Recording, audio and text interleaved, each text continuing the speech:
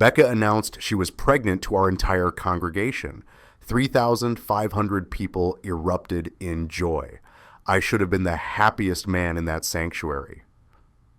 But the hotel keycard that fell from her purse 3 hours later said room 823. That's the question that's been keeping me up for 6 weeks now. Can a man of faith choose truth over his church community's pressure to forgive and stay silent? And will his daughter forgive him for shattering her perfect family illusion?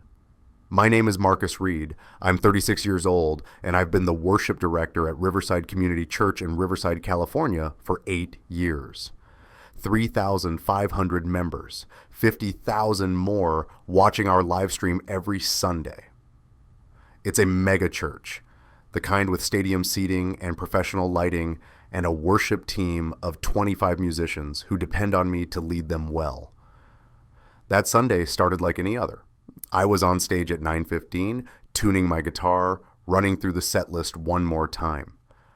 Hannah, my daughter, she's 16, was warming up her vocals on the side stage. She's got this voice that could make angels jealous. We'd been practicing together since she was 8. Leading worship as father and daughter, it was supposed to be the dream. "Dad, you ready?" she called over. "Born ready, sweetheart." The sanctuary filled up fast. By 9:30, every seat was taken. I could see Pastor David Thornton in the front row like always. Our senior pastor, 43, founding pastor of this church 12 years ago. The man could preach. Charismatic, commanding, the kind of presence that made you believe God was speaking directly through him. My wife Becca sat 3 rows back. She's 34, youth ministry director, manages 200 teenagers, and coordinates all our mission trips. Beautiful woman. That morning she was glowing. I remember thinking she looked different somehow, happier. I should have known. The worship set went perfectly. Oceans into goodness of God into way maker. 3,500 voices singing as one. Hannah hit every note. When we closed with "Blessed be your name," I saw people crying in the front row. This was what we did. This was our calling. And then the announcements came. Pastor Thornton took the mic. Before we get into the word today, we have some exciting news to share. Marcus, Becca, can you come up here for a moment? I set down my guitar. Becca was already walking toward the stage, that glow even brighter now. Hannah gave me a confused look from the wings. I had no idea what was happening. Thornton put his arm around Becca's shoulder. "Church family, the Reed household has been blessed. Becca and Marcus are expecting." The place exploded. 3,500 people on their feet, applauding, cheering. I stood there, frozen, trying to process. Pregnant? We were pregnant. Why was I finding out about this on stage in front of everyone? Becca held up an ultrasound photo, one of those black and white images where you can barely make out anything. She put a little heart sticker on the corner. 8 weeks, she announced, her voice carrying across the sanctuary. I made myself smile. I walked over and hugged her because that's what you do. The cameras were rolling. 50,000 people watching the live stream. I had to look happy. But when Becca held up that ultrasound photo for everyone to see, I watched Pastor Thornton in the front row. For just a second, half a second, he smiled and nodded before catching himself, like he'd received good news. Like this somehow involved him. The rest of the service blurred together. I sat on stage while Thornton preached about faithfulness in marriage. I watched Becca in the third row, radiant, accepting congratulations from everyone around her. I watched Hannah trying to catch my eye, clearly confused about why she hadn't been told either. After the service, it took 45 minutes to get through the crowd. Everyone wanted to congratulate us. Elder Frank Morrison, he's 62, been on the church board for 20 years, kind of a mentor to me. He shook my hand and said, "Marcus, this is wonderful news. God is good." "All the time," I replied automatically. Jennifer Cole, our church secretary, she's 29, she gave me this look, this conflicted, knowing look. but she just said, "Congratulations," and hurried away. We finally got home around 1 in the afternoon. My mother was coming over for Sunday dinner. She's 68, widowed, lives 10 minutes away. Becca was in the kitchen making her special lasagna. Hannah was setting the table. "So when were you going to tell me?" Hannah asked quietly. "About the baby?" "I just found out myself," I said. She looked at me, really looked at me. "Dad, you didn't know?" "Not until Pastor Thornton announced it." Hannah's face did this thing, this flicker of doubt, like she was trying to decide if that was normal or not. "That's weird, right? Mom would tell you first before telling the whole church. Your mother does things her own way sometimes." My mother arrived with flowers and a store-bought cake that said, "Congratulations," in blue frosting. We sat down to eat. Becca was telling the story again, how she'd taken the test 3 days ago, how she'd wanted to surprise everyone, how God had been so good to bless us with another child. "I thought you said you couldn't have any more after Hannah," my mother said carefully. "Miracles happen, Lucy," Becca replied with a smile. I was pushing lasagna around my plate, doing the math in my head. 8 weeks pregnant. That would put conception around early April, beginning of April. Becca's purse was on the chair next to her. She reached for her water glass, and the purse tipped over. Contents spilled across the floor. Lipstick, wallet, keys, receipts, and a white plastic key card. I picked it up. Radisson Riverside. The logo was blue and gold, and written across the front in black Sharpie, room 823. "What's this?" I asked. Becca's hand froze halfway to her water glass. "Hotel keycard," she said, taking it from me quickly. "From last week, youth retreat planning meeting with some of the other ministry leaders." Hannah looked up from her plate. "Mom, why do you need a hotel room to plan a retreat?" The question hung there in the air, innocent, logical, devastating. "Sometimes we do overnight planning sessions," Becca said smoothly. "Gives us uninterrupted time. You know how busy the church office gets." "Which ministry leaders?" my mother asked. "Oh, Linda Harper, some of the volunteers. Very productive session." Becca stood up, started clearing plates, even though we weren't done eating. "Who wants cake?" I turned the key card over in my hands. Room 823. The magnetic strip on the back was all scratched up. Multiple uses. The plastic was smooth but greasy from being handled. When I bent it slightly, it made this snapping sound. After dinner, after my mother left, after Hannah went upstairs to do homework, I sat in my home office staring at that key card. 8 weeks pregnant. I pulled up the calendar on my computer, opened my schedule, scrolled back to early April, April 2nd through April 8th, Mexico mission trip. I'd been in Puerto Vallarta with a team of 30 volunteers building houses. I had receipts, photos, a Mexican stamp in my passport. 8 weeks pregnant meant conception around April 4th, 5th, 6th, maybe 7th, give or take a day. I'd been out of the country. I pulled up my credit card statement from April. There it was, April 2nd through April 8th. Hotel charges in Puerto Vallarta, restaurant charges, all time-stamped, all geo-located. I calculated it 3 different ways, used an online due date calculator, plugged in the 8-week ultrasound date, worked backward. Conception, April 4th through April 7th. Marcus Reed's location, April 4th through April 7th, Mexico. The numbers don't lie, they never lie. In my work as worship director, in my side consulting helping church plants with their budgets, I'd learned one thing. The math always tells the truth. So why was my wife lying to my face? I sat there until 2 in the morning, staring at that timeline, looking at the hotel key card, room 823, Radisson Riverside, wondering who else had been in that room with her, wondering if I already knew. Monday morning, I couldn't focus. I had worship team practice at 10. I showed up early, went through the motions. We ran through next Sunday's set list. Hannah was there for vocal practice, and she kept glancing at me like she knew something was wrong. "You okay, Dad?" "Just tired, sweetheart." After practice, I did something I've never done before. I went to Becca's office.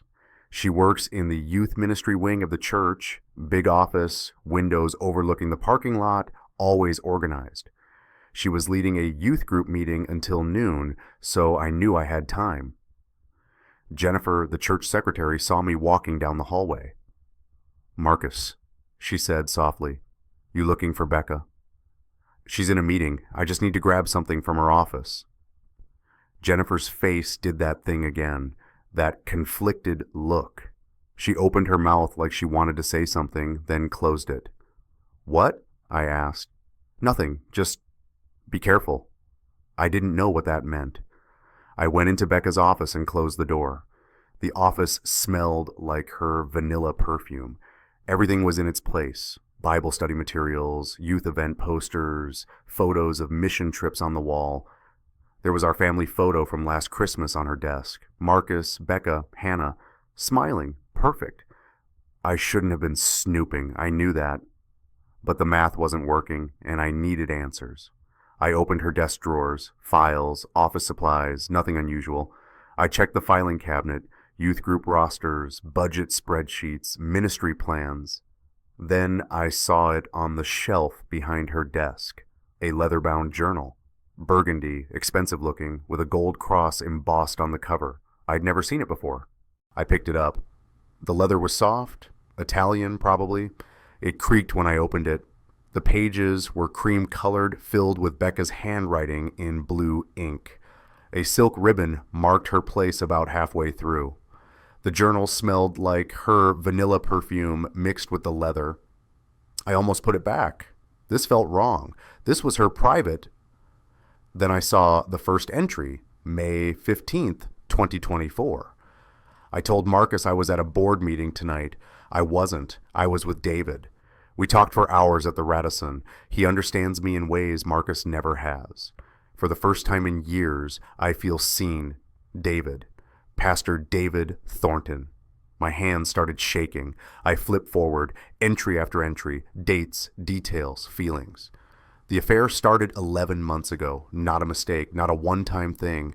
11 months. June 22nd. David took me to dinner after the leadership retreat. We ended up in room 823 at the Radisson. I know this is wrong, but it feels right. He makes me feel alive. Room 823, July 8th. Had to lead worship with Marcus this morning. It's getting harder to pretend. When I'm with David, I'm my real self. With Marcus, I'm just playing the role of good Christian wife.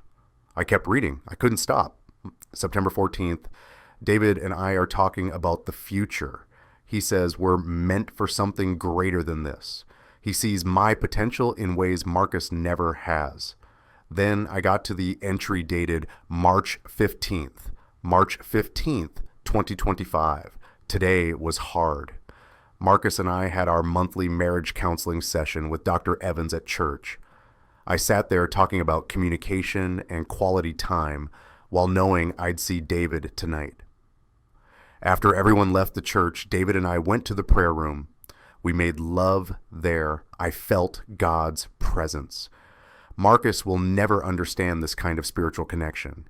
David and I are building something sacred, the prayer room. They'd defiled the prayer room. While we were in marriage counseling, I read that line again. I felt God's presence.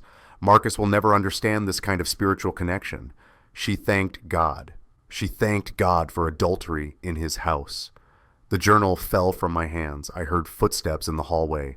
I grabbed the journal, shoved it in my jacket, and walked out of Becca's office like I'd just been getting something innocent. Jennifer was at her desk. She looked at me, saw the expression on my face, and her eyes filled with tears. "You found something," she said quietly. It wasn't a question. I drove home. I don't remember the drive. I sat in my garage with the engine off, holding that burgundy journal. 11 months, the prayer room, room 823, and now a baby. His baby. When Becca got home that evening, I was waiting for her in the living room. Hannah was at softball practice. We were alone. We need to talk, I said. She set down her purse, the purse that had dropped the hotel key card, and looked at me. About what? I held up the journal. Her face went white. Where did you get that? Your office. The office at the church we both serve. The church where you've been having an affair with our senior pastor for 11 months. She sat down slowly. For a long moment, she didn't say anything. I was going to tell you, she finally said. When? After you passed off his baby as mine? Marcus. I read the journal, Becca. All of it. The Radisson, the prayer room, the spiritual connection. You thanked God for adultery in his house, in the room where we pray. You don't understand? Then explain it to me. Explain how my wife got pregnant while I was in Mexico. Explain room 823. Explain 11 months of lies. She started crying. David and I, it just happened. We were working late one night and we connected and it became something more. Something real. Something real, I repeated. You mean an affair. You mean betrayal. You mean destroying our family for... Our family was already broken. She stood up, anger flashing across her face. You think leading worship together makes us close. You're married to the church, Marcus, to your guitar and your set lists and your perfect harmonies. David sees me. He understands my calling. He believes in my potential. He got you pregnant, Becca. Or did your spiritual connection forget to use protection? It's complicated. It's not complicated. The math is simple. I was in Mexico. You were with him. Now you're pregnant with his baby, and you announced it to 3,500 people expecting me to just... What? Smile and raise another man's child? She wiped her tears, straightened her shoulders, and then she said something I'll never forget. You're a worship leader, Marcus. Forgiveness is your job. Think about Hannah. Do you want to destroy her perfect family for your pride? Do you want her to grow up in a broken home because you couldn't be the bigger person? Or will you do the Christian thing and raise this baby as ours? David and I can end it. We can do counseling. But this baby... She touched her stomach. This baby is innocent. Don't punish an innocent child because of what we did. I stared at her. She was using scripture, using faith, using our daughter, using everything she knew would make me hesitate. We don't serve a God of lies, Becca, I said quietly. Or did you forget that? I'm asking you to forgive, like Christ forgave, like we teach our congregation every Sunday. You want me to lie, to raise his child, to stand on that stage every week and pretend. That's not forgiveness. That's enabling deception. Think about Hannah. I am thinking about Hannah. I'm thinking about what I'm teaching her if I accept this. That lies are okay if they're convenient. That betrayal is fine if you ask for forgiveness. That marriage vows mean nothing. Becca's face hardened. If you expose this, you'll destroy this church. 3,500 people depend on this ministry. David has built something incredible here. Are you really going to tear it all down because your ego is bruised? My ego? Becca, you've been lying to me for 11 months.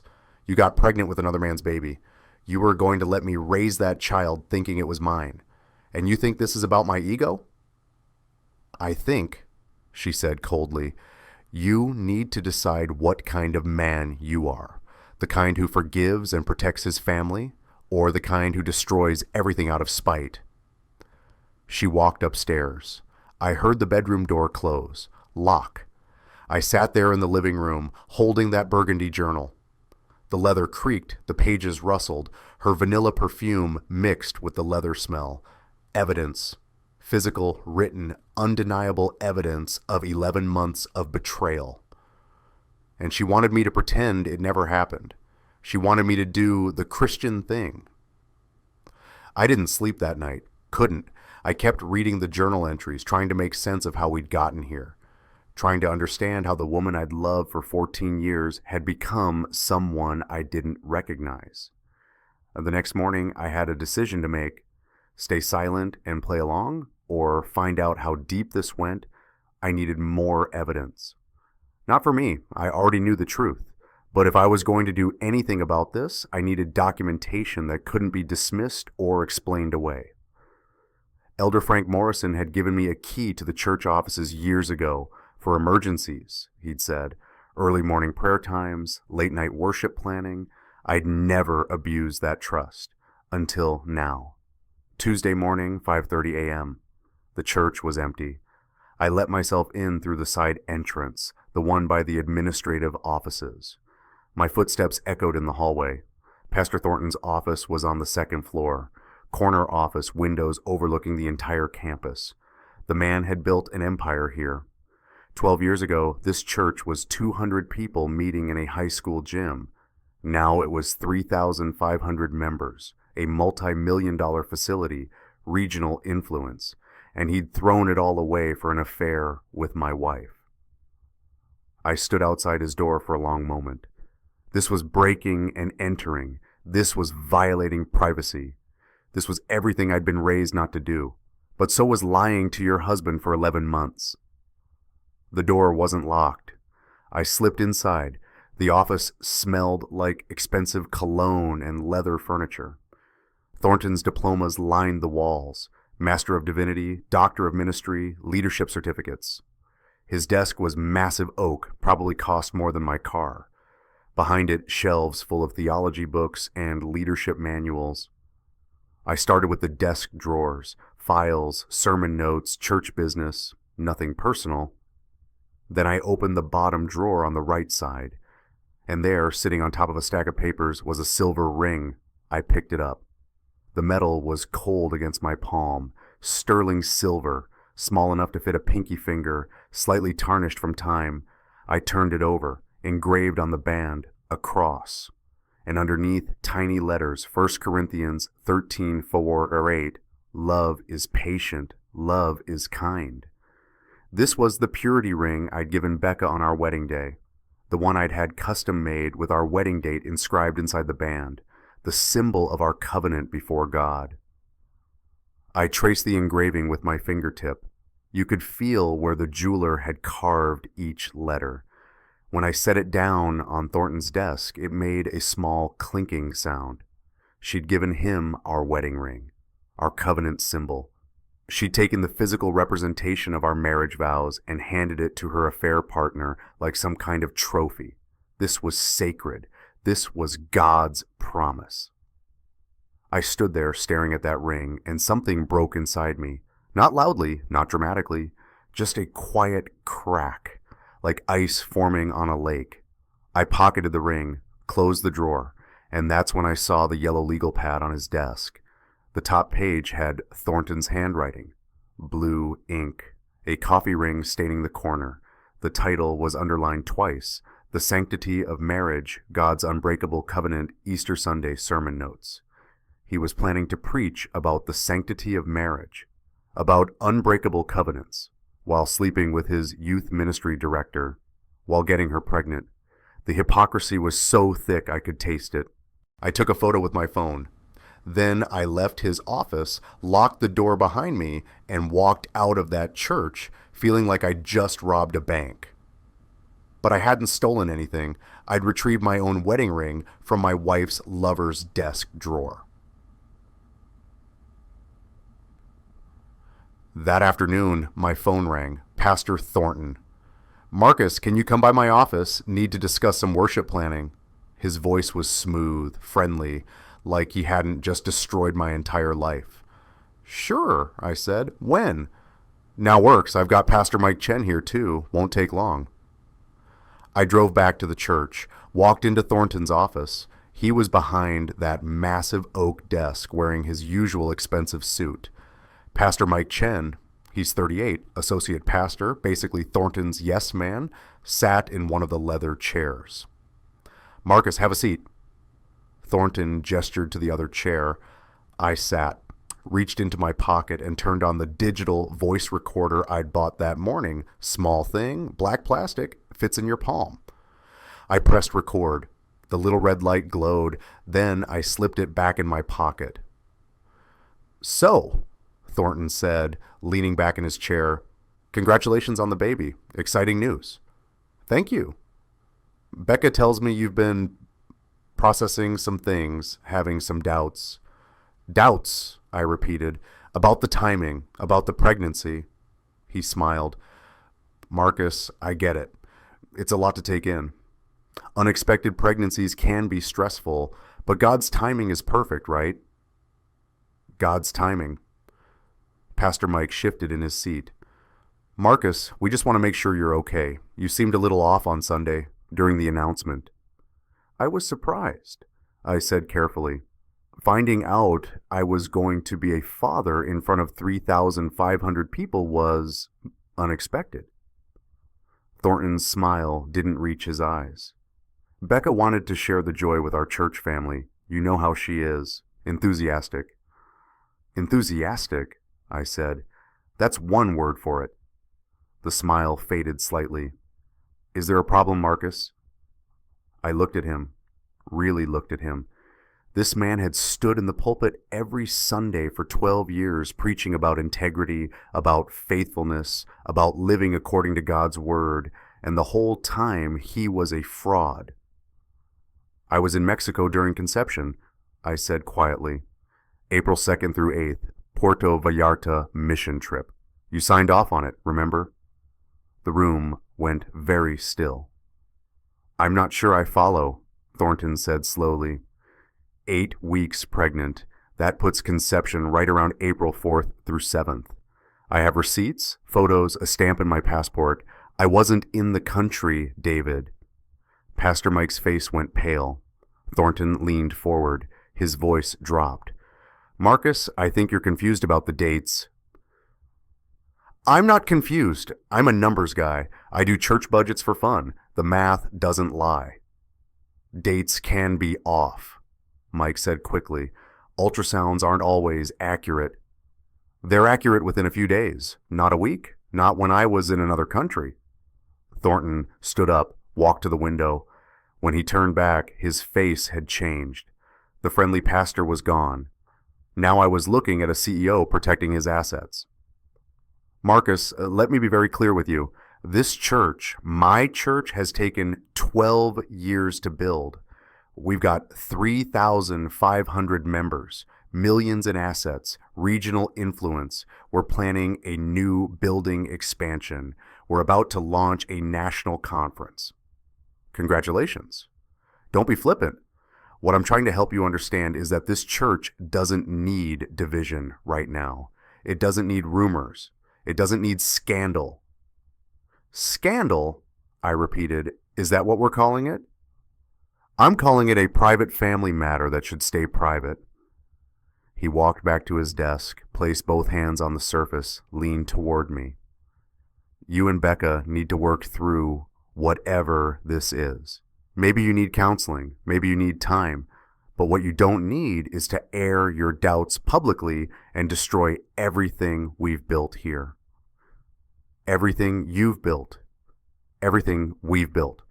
You're the worship director, Marcus. You're on stage every Sunday. People look up to you. If you start spreading rumors about timeline problems and paternity questions, do you know what that does?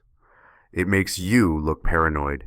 It makes you look like you're trying to sabotage your own wife because you're insecure. Pastor Mike nodded. It would be really unfortunate, Marcus, for your reputation, for your ministry position. I felt the recorder in my pocket, still running. Are you threatening my job? I asked. I'm helping you understand the situation, Thornton said smoothly. This church needs unity. It needs leadership that can rise above personal problems and focus on the mission. If you can't do that, he shrugged. Well, there are other worship directors, talented ones, who understand what loyalty means. Loyalty to the church, to the vision, to the mission that's bigger than any individual. He sat back down, folded his hands. Marcus, I'm going to be very direct with you. Forgive Becca, go to counseling, accept this blessing, and move forward. That's the Christian thing to do. That's what leadership looks like. And if I don't? The temperature in the room dropped about 20 degrees. then I think you'd find it very difficult to continue in ministry here, or anywhere, really. When word gets out that you abandoned your pregnant wife over paranoid timeline calculations, well, that's not a good look for a worship leader, is it? Pastor Mike added, "People talk, Marcus. The Christian community is small. Reputation matters." I stood up. "Is that all?" "That's all," Thornton said. "I trust you'll make the right decision for everyone involved." I walked to the door, stopped, turned back. "David, I have one question." "What's that?" "When you preach about the sanctity of marriage on Easter Sunday, and I saw your sermon notes, they're very good, are you going to mention your own unbreakable covenant or just mine?" His face went white. I walked out, got in my car, pulled out the recorder. Still recording, everything captured. His threats, his manipulation, his admission, basically, that there was something to hide. "Unless you'd prefer to look for work elsewhere," he'd said. I had it all. The next morning, I got a text from Jennifer Cole, the church secretary. "Can we meet? Off church property. I have something you need to see." We met at a coffee shop 3 miles from the church. Jennifer showed up with a folder, nervous, glancing around like she expected to be followed. "I could get fired for this," she said, sliding the folder across the table. Inside were photocopies, lots of them, conference registration forms. David Thornton and Rebecca Reed registered together. Boston, last October. San Diego, January. Sacramento, March. Hotel expense reports. Radisson, Riverside, multiple dates, room charges, all approved by Thornton's signature, email printouts. "David, looking forward to our planning session this weekend." "Becca, let's discuss the ministry expansion over dinner." Casual, professional sounding, but the pattern was clear. "I'm the one who processes expense reports," Jennifer said quietly. "I've been seeing these for months. I tried to tell myself it was innocent, that they were just working closely together. But when you showed up at Becca's office looking like that, when you walked out looking like your world had ended..." She took a shaky breath. I couldn't stay quiet anymore. "Jennifer, thank you, but why now? Why risk your job?" She looked down at her coffee. "Because 2 years ago, Pastor Thornton tried to get me to work late one night, said he needed help with a project. When I got to his office, there was wine, candles. He made it clear what he wanted. When I said no, when I threatened to report him, I got written up for 3 violations I didn't commit. I almost lost my job. Linda Harper, she's on the board, she helped smooth it over. But I've been watching since then, waiting. Waiting for what? For him to do it again. Because men like that always do." She pushed the folder toward me. "Marcus, I think you're not the first he's tried to silence. I think there's a pattern here. I copied everything I could find before someone realizes I'm looking." I opened the folder again. 11 months of receipts, conferences, hotels. The timeline matched the journal entries perfectly. "This is evidence," I said. "It's ammunition," Jennifer corrected. "Use it however you need to. But Marcus, be careful. He's got power here. He's got people who will protect him. Pastor Mike, some of the board members, they've invested everything in this church. They'll fight to keep it quiet. What about you? If this comes out, if I use this, then I'll deal with it. But I can't keep watching this happen.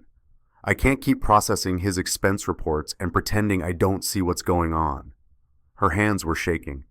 "I have a conscience, Marcus, and it won't let me stay silent anymore." If you've ever discovered a lie that made you question everything you thought was real, just type timeline in the comments. You're not alone in that moment when the math doesn't add up.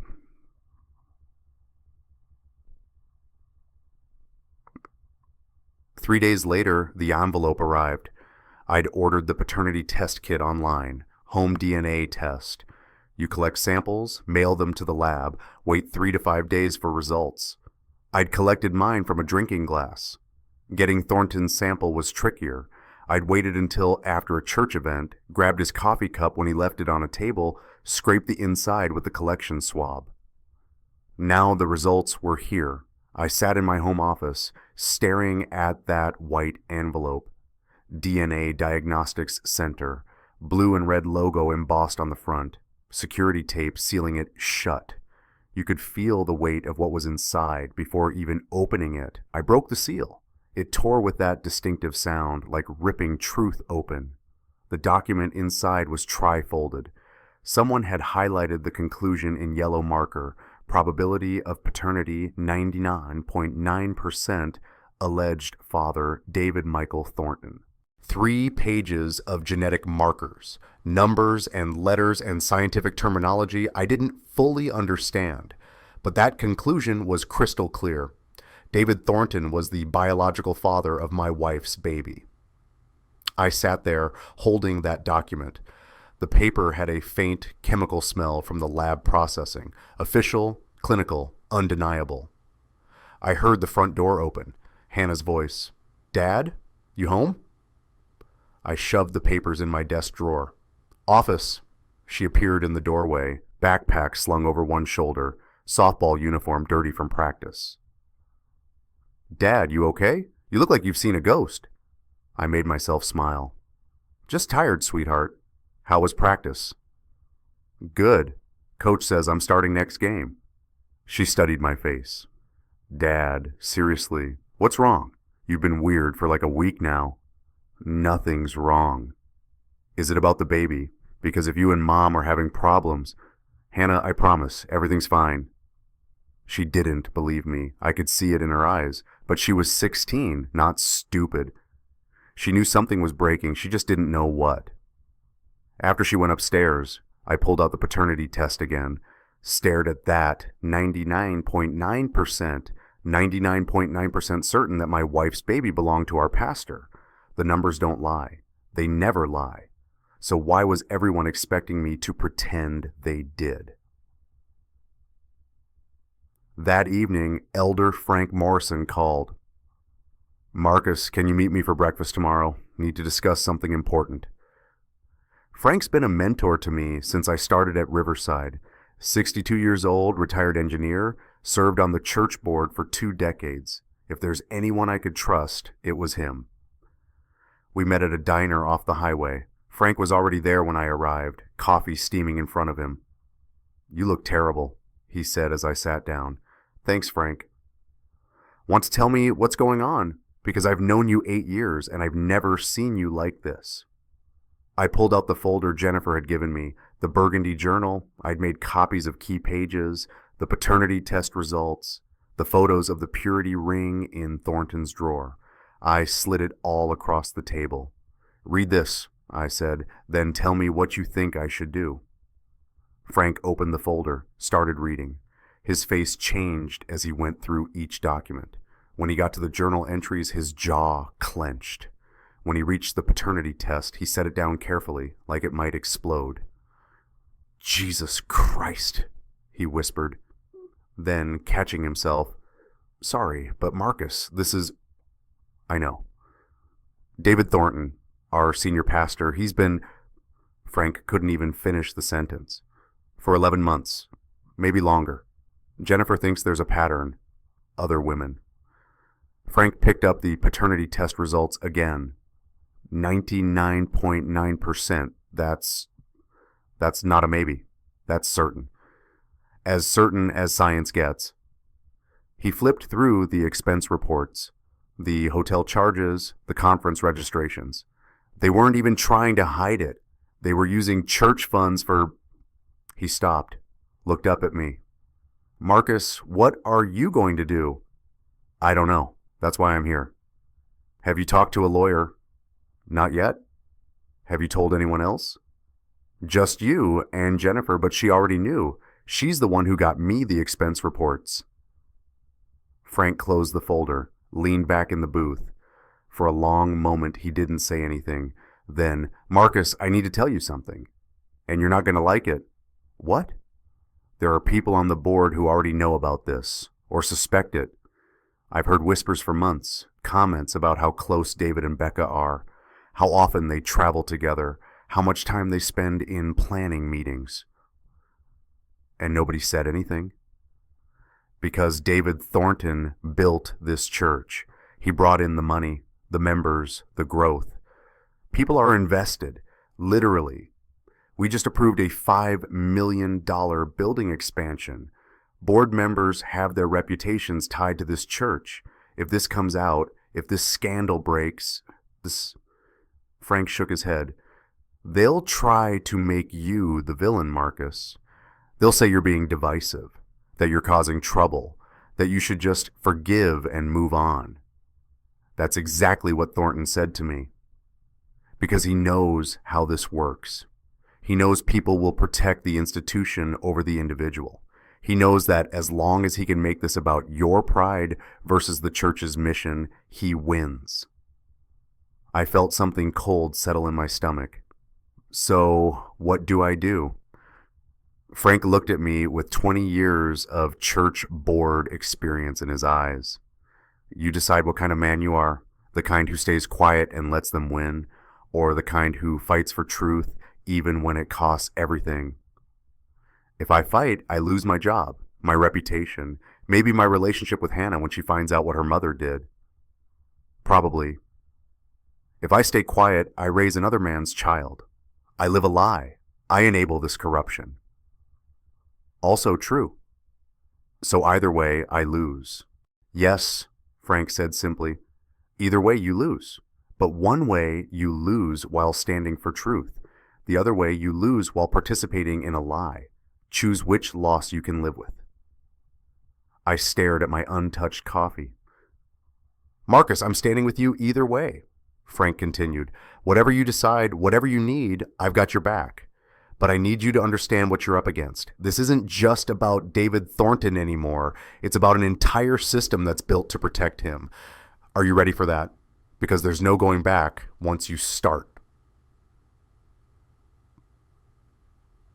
That night, I couldn't sleep again. I got in my car at 2 a.m. and drove to the church. Let myself in with the key Frank had given me years ago. The sanctuary was dark, empty, silent. Just me and 3,500 empty seats and the ghost of every worship service I'd ever led. I walked down the center aisle, up onto the stage, sat at the piano where I'd played 1,000 songs about grace and truth and faithfulness. Then I walked to the front row, to the pew where Becca and I had sat during marriage counseling with Dr. Evans, the pew where we'd carved our initials in the wooden armrest on our wedding day 14 years ago, MR plus BW 2011. I traced those initials with my fingertip. The wood was worn smooth from thousands of people sitting here over the years.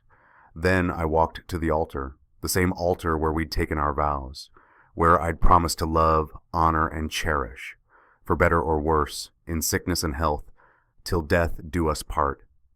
I collapsed right there, on my knees, at the altar where I'd married Becca 14 years ago, and I asked God the question I'd been avoiding. Why did you let them destroy everything in your own house? I did everything right.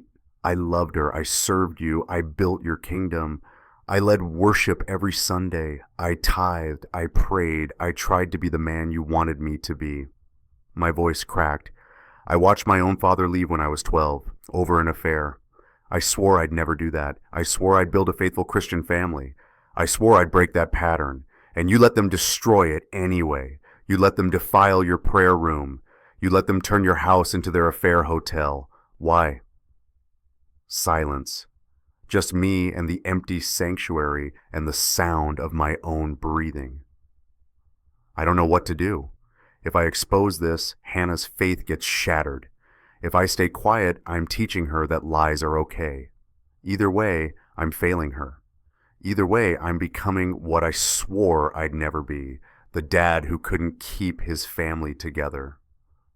I looked up at the cross hanging above the stage, the same cross I'd stared at during 1,000 worship songs. Why does faith hurt this much? No answer. Just silence and darkness and the weight of an impossible choice. I don't know how long I stayed there, an hour maybe, 2.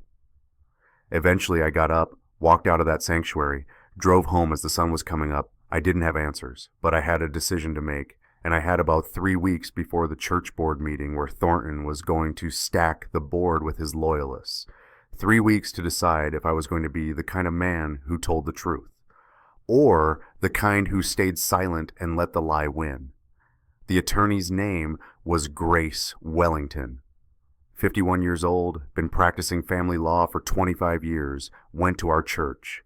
When I called her office and explained the situation, briefly, carefully, she told me to come in immediately. "Marcus Reed," she said as I sat down in her office, "I've watched you lead worship for 3 years. I always thought you and Becca had the perfect marriage." So did I. I laid out everything. The journal, the paternity test, the hotel receipts, the voice recording of Thornton's threats, the purity ring. Grace took notes, asked questions, stayed professionally calm. When I finished, she set down her pen. This is one of the most documented cases of infidelity I've seen in 25 years of practice. Most people come in with suspicions and text messages. You've got financial records, written confession, DNA evidence, and recorded threats. She leaned back in her chair. "Marcus, I'm going to be direct with you. California is a no-fault divorce state, but this level of deception, trying to pass off another man's child as yours, affects everything. Asset division, spousal support, custody arrangements. You have leverage. I don't want leverage. I want the truth to come out. The truth coming out means destroying your church's reputation. It means Hannah finding out her mother is..." Grace caught herself. "It means your daughter's world gets turned upside down. Are you prepared for that?" "No, but I'm also not prepared to live a lie for the next 18 years. "What about Hannah? She's 16. In a custody arrangement, her preference matters. She might choose to stay with Becca." That hit me harder than I expected. The possibility that Hannah would choose her mother over me, that she'd see me as the one who destroyed the family, not Becca. "I can't control what Hannah chooses," I said quietly, "but I can control whether I'm honest with her." Grace studied me for a long moment. "Most men in your position take the settlement money and disappear. Thornton will offer you cash to stay quiet, probably a significant amount. The church has resources." "He already threatened my job." "That's retaliation. We can use that too." She opened her laptop. "Here's what I recommend. We file for divorce immediately. We request a restraining order against Pastor Thornton for workplace harassment, and we notify the church board that they have a fiduciary duty to investigate credible allegations of misconduct by their senior pastor." What happens then? Then it becomes a board issue, not just your personal issue. They have to investigate. If they refuse, they're liable for enabling misconduct. Church insurance companies don't like that kind of liability. And Thornton? He'll lawyer up. He'll try to spin this as a personal attack. But Marcus, you've got recordings of him threatening your employment. You've got DNA evidence. You've got expense reports showing he used church funds for hotel rooms during his affair. That's not a personal attack. That's documentation. I sat there processing. This was really happening. I was really going to blow up my entire life. "One more thing," Grace said. "I'm going to take this case pro bono." "What?" "No, I can pay. I've been going to Riverside Community for 3 years. I've watched Pastor Thornton preach about integrity while driving a car that costs more than most people's houses. I've watched the board approve budget after budget for ministry expansion while cutting support for single mothers. And now I find out he's been using church funds to support an affair?" She shook her head. "No, this one's on me. Consider it my tithe." If you were Marcus right now, church of 3,500 watching, daughter's faith at stake, your entire reputation on the line, would you expose the truth publicly and risk everything? Type "expose" in the comments. Or would you handle it privately, protect the church from scandal, and just walk away? Type walk. What would you do? Because there's no easy answer here. Whatever you chose, I get it. Both paths have cost. Let me show you what I decided.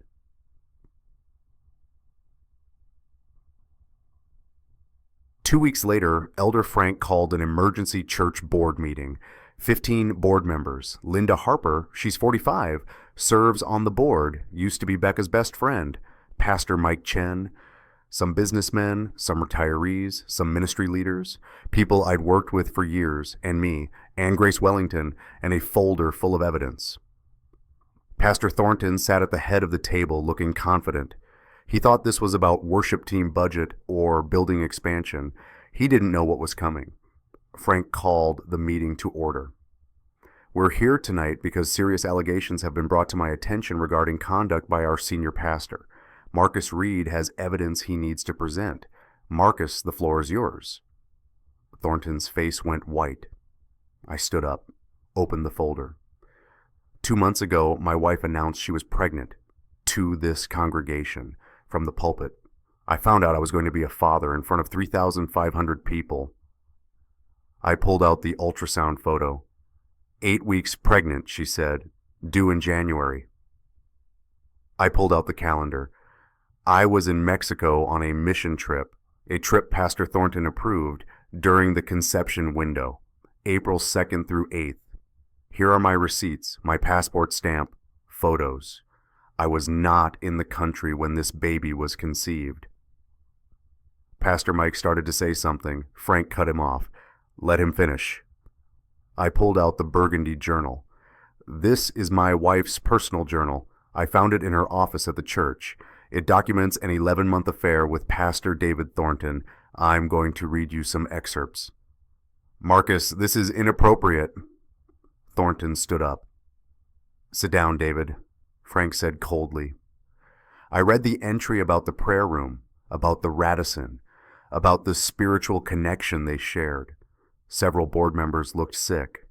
Then I pulled out the hotel receipts Jennifer had copied. These are expense reports showing hotel charges for rooms at the Radisson Riverside, multiple dates, approved by Pastor Thornton, often coinciding with conferences where both he and my wife were registered. Those were legitimate ministry expenses, Pastor Mike started. I pulled out the purity ring, set it on the table. The silver gleamed under the fluorescent lights. This is the purity ring I gave my wife on our wedding day, the symbol of our covenant before God. I found it in Pastor Thornton's desk drawer 2 weeks ago. Linda Harper gasped, actually gasped. And finally, I pulled out the paternity test results. DNA test results, probability of paternity, 99.9%. David Thornton is the biological father of my wife's baby. I set the highlighted page in the middle of the table. The room erupted, everyone talking at once. Pastor Mike saying it was all circumstantial. Linda demanding to see the journal. Other board members demanding answers. Frank gavelled for order. Everyone quiet. David, do you want to respond to these allegations? Thornton stood up slowly. His face was red. This is a witch hunt. Marcus is clearly having some kind of breakdown. He's been under stress, and he's trying to deflect his own marital problems by attacking me. Did you have an affair with Rebecca Reed? Frank asked directly. I refuse to dignify that question. It's not a difficult question, David. Yes or no. Did you have sexual relations with Marcus's wife? The room went silent. Thornton looked around the table, saw no support coming. His lawyer had told him to deny everything. I could see it in his face. But the evidence was too strong. The journal, the DNA test, the ring, the receipts. We developed feelings for each other, he finally said. It was complicated. She and Marcus were having problems. I was counseling her, and it became something more. You were counseling her, Frank repeated slowly, while having an affair with her, while she was married, while you're our senior pastor. It wasn't like that. Then what was it like? Linda Harper stood up. She was crying. David, I trusted you. We all trusted you. You've been preaching to us about marriage and faithfulness and integrity, and you've been... She couldn't finish. Grace Wellington cleared her throat. I'm representing Marcus in this matter. I need to inform the board that Pastor Thornton also threatened Marcus's employment when he discovered the timeline problems. We have a recording. I pulled out the digital voice recorder, played the clip. Thornton's voice, clear as day. There are other worship directors, talented ones, who understand what loyalty means, unless you prefer to look for work elsewhere. The room went silent again. That's retaliation, Grace said calmly. Threatening employment to silence allegations of misconduct. That's grounds for immediate termination under your pastoral employment contract, which includes a morality clause. It's also potentially illegal workplace harassment. Pastor Mike looked panicked. We need to handle this carefully. If this becomes public, if the media gets hold of this, the media... I cut him off. You're worried about the media? I'm worried about the 3,500 people who trusted this man. I'm worried about my 16-year-old daughter who's going to find out her mother destroyed our family. I'm worried about every woman in this church who's been in a room alone with Pastor Thornton, wondering if she's next. What do you mean if she's next? Linda asked. Grace nodded at me. I pulled out Jennifer's statement. Jennifer Cole, our church secretary, filed a complaint 2 years ago. Pastor Thornton made advances. When she refused, she was written up for violations she didn't commit. Linda, you helped smooth that over at the time. Linda's face went pale. I thought... David said it was a misunderstanding. I thought Jennifer had misread the situation. She didn't misread it. She was targeted, and I believe there may be others. Frank looked around the table. Anyone else have information about inappropriate conduct by Pastor Thornton? This is the time. Silence, but I saw a few board members exchange glances. They knew something or suspected. Right, Frank said. I'm calling for a vote. This board needs to decide whether to immediately suspend Pastor Thornton pending a full investigation. All in favor? Hands went up. Slowly at first. Linda, Frank, 2 others, then more. I counted 8, 9, 10, 11, 12. 12 votes to 3. Frank's gavel came down. Motion passes. David, you're suspended effective immediately. We'll be conducting a full investigation. You're to have no contact with church staff, no access to church property, and no communication with congregation members about this matter. We'll be hiring an outside firm to conduct the investigation. Thornton stood there stunned. You can't do this. I built this church. You betrayed this church, Frank said quietly. You broke your covenant with God, with your wife, with this congregation, and with the Reed family. The church will survive. I'm not sure your reputation will. Pastor Mike stood up, loyal to the end. This is a mistake. We're destroying everything we've built over one man's jealous accusations. Mike, sit down, Linda Harper said sharply. I just listened to a recording of David threatening Marcus's job. I just saw DNA evidence. This isn't jealousy. This is accountability. Grace handed out papers. This is a restraining order petition. Marcus is requesting that Pastor Thornton be ordered to stay at least 500 feet away from him, Hannah Reed, and any church property. Given the threats on the recording, I believe a judge will grant this immediately. You're filing a restraining order. Thornton looked at me. Marcus, we can work this out. We can do counseling. The baby doesn't have to... The baby, I said quietly, is not mine, and I will not be raising your child while you tell people I'm the father. That's called fraud, David. That's called deception, and we don't serve a God of lies. His face went from white to red. You self-righteous. Meeting adjourned, Frank said loudly. David, leave the building now. Grace and I walked out of that boardroom at 10:30 p.m. My hands were shaking. My heart was racing. But it was done. The truth was out. The board knew. They'd voted. Justice was happening. You did well in there, Grace said. That took courage. It took evidence, I corrected. The courage part comes next. What do you mean? I have to tell my daughter.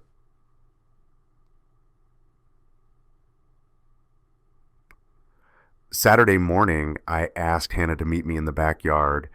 There's a swing set back there, the same one she played on when she was little. She's 16 now, too old for swings, but she still sits there sometimes when she needs to think. We sat side by side, feet dragging in the mulch. Hannah, I need to tell you something, and it's going to be hard to hear. Her face went serious. Is it about Mom? Smart kid. Yeah, it's about Mom. Are you getting divorced? Yes. She nodded slowly, didn't seem surprised. Because of the baby. Because of a lot of things, but yes, the baby is part of it. I pulled out the timeline calendar, the receipts from Mexico. You're good at math, right? You got an A in algebra? Yeah. So let's do some math together. Mom said she's 8 weeks pregnant. That was announced 2 months ago. 8 weeks pregnant means the baby was conceived around the first week of April. I showed her the calendar. Here's where I was, April 2nd through April 8th. She looked at the dates, at the receipts, at the passport stamp. I watched her process it, watched her brain do what mine had done. Mexico, she said quietly. You were in Mexico the entire week. So you can't be... She trailed off, looked at me. Dad, if you were in Mexico, then who... I pulled out the paternity test results, the highlighted section. DNA test. I had one done. The baby's father is Pastor David Thornton. Hannah's phone almost slipped from her hands. She stared at the paper, at the 99.9% in yellow highlighter. Mom cheated on you, she whispered. With Pastor David? For 11 months. 11? Her voice cracked. Dad, you've known for 11 months. No, sweetheart, I found out 6 weeks ago. The affair went on for 11 months before I discovered it. She stood up from the swing, started pacing. Her brain was working overtime, processing, calculating, trying to make sense of it. But Mom is the youth ministry director. She leads the student worship. She talks about purity and waiting until marriage and... Hannah stopped, turned to me. She's a hypocrite. Hannah. No, she is. She stands up there every Wednesday night telling us to honor God with our choices. And the whole time she's sleeping with the senior pastor. Hannah's face was red. She was angry. What else? What else did she do? I didn't want to tell her, but I'd committed to honesty. They used church facilities, the prayer room. They used church funds for hotel rooms. And she was going to let me raise the baby as mine without telling me the truth. Hannah sat back down, hard, like her legs gave out. The prayer room, she repeated. We pray there before youth group. I've prayed there. I know. She started crying, not loud, just quiet tears running down her face. Dad, our whole family was a lie. Our whole family was not a lie. You and me. We're real. We're solid. That hasn't changed. But Mom, your mom made choices I don't understand. Choices that hurt us both. But Hannah, you need to know something. I turned to face her fully. I'm not telling you this to turn you against your mother. I'm telling you because you deserve the truth. Because you're old enough to handle the truth. And because I will not lie to you to make things easier. She wiped her eyes, looked at me. Did you know before the announcement, when she told the whole church? No. I found out the same time everyone else did. That's so messed up. Yeah. She was quiet for a long time. Then, the kids at youth group, when they find out they're going to... She stopped. Everyone's going to know, aren't they? The board voted to investigate Pastor Thornton. It's probably going to become public, yes. So I have to go back to school knowing everyone knows my mom destroyed our family. Or, I said quietly, you go back to school knowing your dad chose truth over comfortable lies, knowing that integrity matters more than reputation, knowing that some things are worth fighting for, even when it costs everything. She looked at me for a long moment.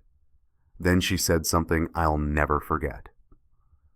"I'm so sorry you had to be the only adult, Dad." My throat closed up. "What?" "You shouldn't have had to protect me from my own mother. You shouldn't have had to be the one who held everything together. That's not fair." She wiped more tears. "But I'm glad you did. I'm glad you told me the truth, because at least I know I can trust you." I pulled her into a hug. We sat there on that swing set, holding each other, crying together. "Hannah, I need to ask you something, and I need you to be honest." "Okay. When the divorce happens, you might have to choose where you want to live primarily. Courts usually listen to teenagers your age. If you want to stay with your mom..." "I'm staying with you," she said immediately. "You don't have to decide now." "Dad, I'm staying with you. Mom lied to everyone. She lied to you, to me, to the whole church. She destroyed our family for whatever she thought she was getting from Pastor David." Hannah pulled back, looked at me. "You fought for the truth, even when it was hard, even when it meant losing everything. That's who I want to live with."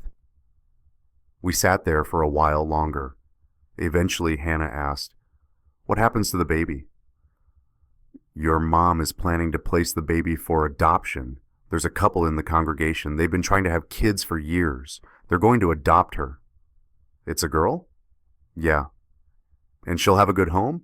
"The best. 2 parents who desperately want her, who'll love her, who'll give her everything." Hannah nodded. "Good. She deserves that. None of this is her fault." "No, it's not." "Dad." "Yeah? I love you. I love you too, sweetheart."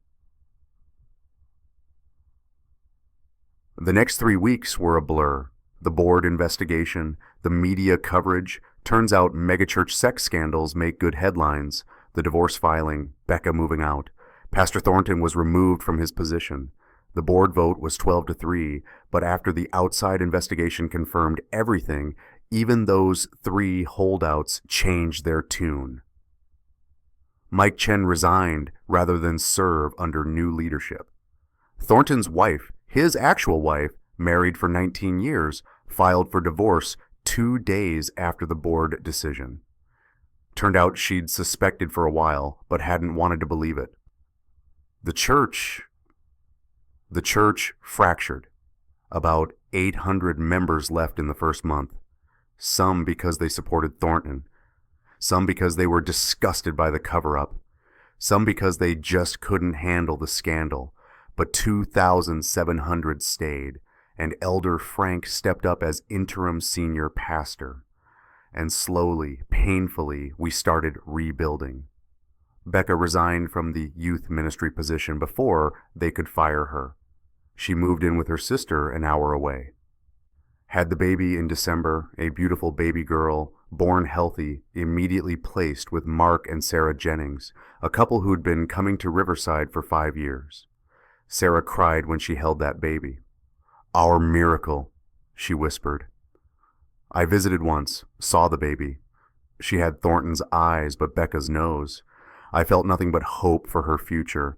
She was innocent in all this, and she was going to have a good life.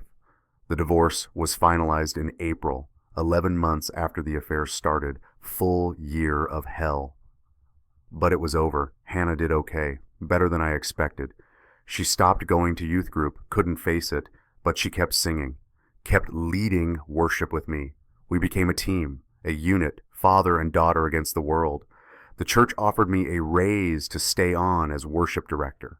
I turned it down, not because I was bitter, but because I couldn't keep leading worship there. Too many memories, too many ghosts. Instead, I started something new. Marcus and Hannah redefined what family means. Not who you're born to, but who shows up when the truth costs everything. If you've built your own chosen family, whether that's friends who became siblings, mentors who became parents, or a community that saw you when blood family didn't, tell me about them in the comments. Who showed up for you? And if this story moved you, subscribe. I tell stories about integrity, about choosing truth over comfort, about what it means to protect the people who matter. I'll see you in the next one.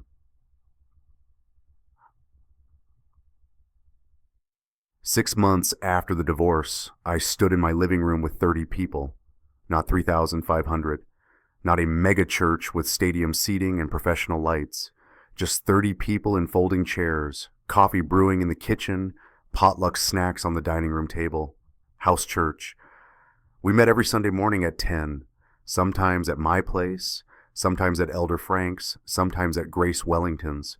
We rotated, no stage, no show, no live stream, just us. Hannah stood next to me, guitar in her hands. Mine was slung over my shoulder. We'd been practicing all week. "Ready?" I asked her. "Ready, Dad." We started playing "It Is Well With My Soul," that old hymn, the one written by a man who'd lost everything and still chose faith. Hannah's voice filled the room, stronger than it had been 6 months ago. Different. Not the voice of a girl who believed in perfect families, the voice of a young woman who'd chosen truth. "When peace like a river attendeth my way, when sorrows like sea billows roll, whatever my lot, thou hast taught me to say it is well with my soul." Elder Frank was there, sitting in the front row. Grace Wellington, Jennifer Cole, she'd found a new job at a nonprofit, was thriving. Linda, Harper, the Jennings family with their new baby daughter, a few others from Riverside who'd chosen integrity over institution. My mother was there, Hannah's softball coach, Marcus Cooper, my best friend who'd helped me through the worst of it. Dr. Patricia Evans, the counselor who'd seen through Becca's manipulation from the start. 30 people. But they were real. They were present. They showed up. Through the window behind us, sunrise. Orange and pink light flooding through, warming the room. A new day. When we finished the song, I set down my guitar, looked at these people who'd become my family. "You know what I learned this year?" I said. "I learned that faith isn't about believing the right things or saying the right words or maintaining the right image. Faith is about choosing truth even when the lie is easier, even when the truth costs everything." Hannah stood beside me, put her hand on my shoulder. "I learned that we don't serve a God of lies." I continued. "We serve a God of truth. And the truth." I felt my voice catch, took a breath. "The truth will set you free, but first it will shatter everything you thought you knew." 30 people nodded, understanding, because most of them had their own stories, their own moments of choosing truth over comfort. "But here's what else I learned," I said. "After the shattering comes the rebuilding. And sometimes what you build from the broken pieces is stronger than what you had before. More honest, more real." I looked at Hannah. She was smiling. That real smile, not the perfect church kid smile she used to wear. "We're building something new here. Not a megachurch, not a show. Just people who've decided that truth matters more than reputation, that integrity matters more than image, that showing up matters more than showing off." Elder Frank called out, "Amen to that." Others echoed, "Amen." "So let's do this," I said. "Let's build a community where truth is welcome, where broken people can heal, where you don't have to pretend to be perfect to belong." Hannah picked up her guitar again. "Dad, one more song?" "What are you thinking?" "Goodness of God. But the verse that goes, 'All my life you have been faithful.'" I smiled, started playing, because despite everything, despite the betrayal and the loss and the shattered illusions, that line was still true. God had been faithful, not in the way I expected, not by preventing the pain, but by walking through it with me, by giving me Hannah, by surrounding me with people like Frank and Grace and Jennifer who chose truth when it would have been easier to stay silent. We sang 30 voices, imperfect, unprofessional, real, and it was beautiful. After the service, we ate together, talked, laughed. The Jennings family showed everyone pictures of baby Grace. That's what they'd named her, Grace, after the attorney who'd fought for truth. Hannah was in the corner talking to some teenagers who'd joined us from other churches. telling them about the softball team, about her school, about life after the scandal. I heard her say, yeah, it was terrible at first, but you know what? I'd rather have the truth than a pretty lie, because at least now I know what's real. My mother came over, handed me coffee. You did good, Marcus. I just told the truth, Mom. That's what I mean, you did good. The sun was fully up now, streaming through the windows, warming everything. I thought about where I'd been a year ago, married, successful, leading worship at a megachurch, living what I thought was a perfect life, all of it built on a lie. Now I had this, 30 people in my living room, a daughter who trusted me, friends who'd proven their loyalty, no megachurch platform, no reputation to protect, no image to maintain, just truth, just integrity, just people who showed up. And you know what? It was enough. More than enough. For the first time in a year, I felt peace. Real peace. Not the kind you perform for cameras. The kind that comes from knowing you've chosen truth even when it cost everything.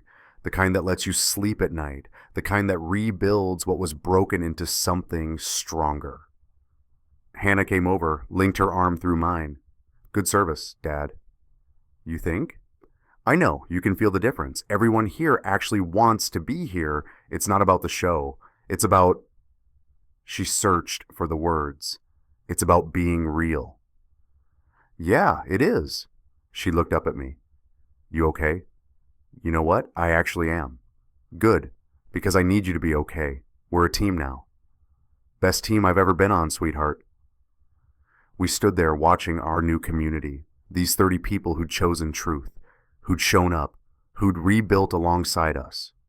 And I thought about everything we'd lost, the megachurch platform, the reputation, the perfect family image, the comfortable lies, and everything we'd gained, truth, integrity, real relationships, a daughter who trusted me, faith that wasn't built on pretense, worth it, every painful moment worth it.